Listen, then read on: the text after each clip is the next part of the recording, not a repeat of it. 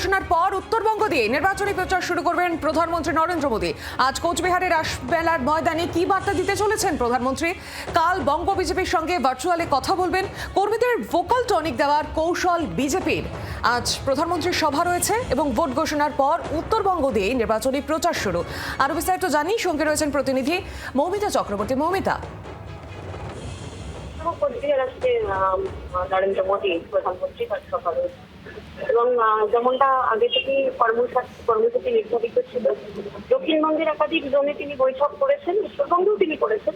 কিন্তু নির্বাচনের দিন যাতে এগিয়ে আসছে, সমস্ত বিভাগ জুড়ে বিজেপির যে সাংগঠনিক জেলা, সেই সাংগঠনিক জেলা অনুযায়ী উত্তরবঙ্গ অত্যন্ত গুরুত্বপূর্ণ এবং সেখানে আজকে কোচবিহারে প্রধানমন্ত্রী নরেন্দ্র মোদী তার সভা রয়েছে এবং সোমবার তিনি বিজেপির কার্যকর্তাদের সাথে সরাসরি কথা বলবেন।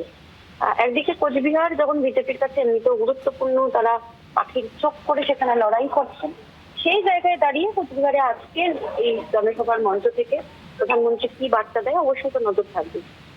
একেবারে মৌমিতা, ধন্যবাদ তোমাকে।